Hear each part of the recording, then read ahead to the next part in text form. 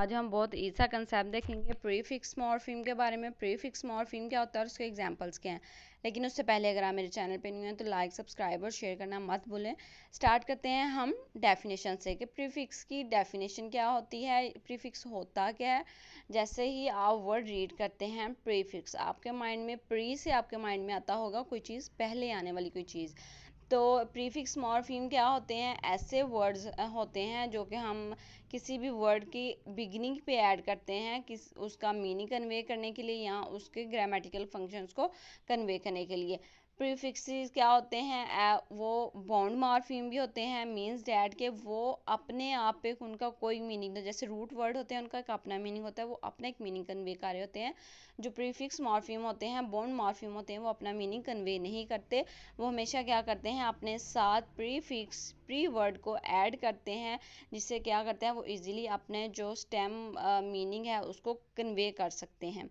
Prefix क्या होते हैं, are essential part of language allowing us to create new words and modify existing ones to convey nuance meaning and shades of meaning. Prefix क्या होते हैं कि language के essential part है, जो कि हमें क्या करते हैं, अलाउ करते हैं किसी भी वर्ड्स का जो मीनिंग है उसको अच्छी तरह से कन्वे करने के लिए, मॉडिफाई करने के लिए, और जो हमारे पास वर्ड्स हैं उनको डिफरेंट शेड्स देने के लिए। अब यहाँ पे कुछ एग्जांपल्स देख लेते हैं प्रीफिक्स की, जो कि डिफरेंट वर्ड्स की मीनिंग को कन्वे करने के लिए हम यूज़ करते हैं। प्रीफिक्सेस कैन इंडिकेट निगेशन और ओपोजिशन। प्रीफिक्स क्या करते हैं, इंडिकेट करते हैं निगेशन को या ओपोजिशन को, लाइक अन इन अनहैप्पी।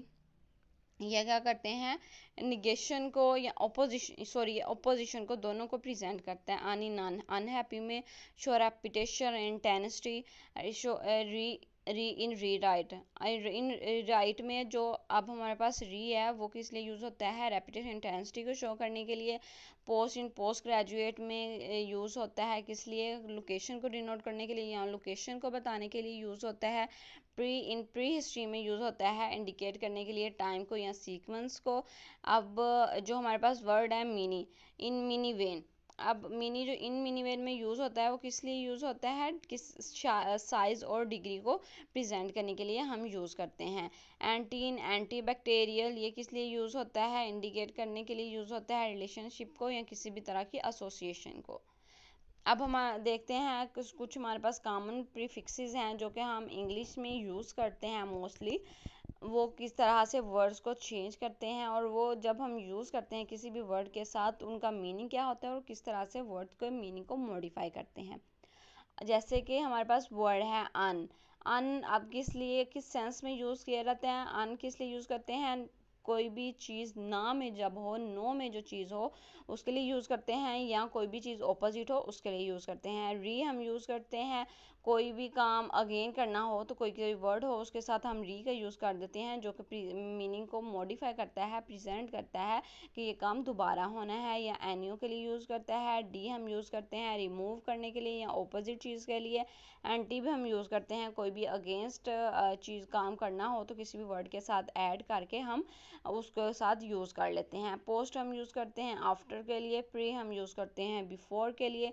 नन हम यूज़ करते हैं नॉट या किसी कोई भी ऑपोजिट चीज़ के लिए। एक्स हम यूज़ करते हैं फॉर्मर या आउट ऑफ के लिए। मिनी हम यूज़ करते हैं कोई भी स्मॉल थिंग्स के लिए। मैक्सिम हम यूज़ करते हैं कोई भी मैक्सिमम यानी कि जो भी लार्ज थिंग्स होगी, कोई भी लार्ज काम करना होगा उसके लिए हम मैक्सिमम यूज़ करेंगे। पॉली हम यूज़ करते हैं मैनी के लिए। एंड मोनो हम यूज़ करते हैं वन के लिए। यहाँ पे हमारे पास ये हमने कुछ प्रीफिक्सेस देख ली जो कि मोस्टली इंग्लिश में इंक्लूड होते हैं। होप सो आपको मेरे लोगों को मेरी वीडियो अच्छी लगी। अगर अच्छी लगी है do comment in comment section and don't forget to like subscribe and share to my channel.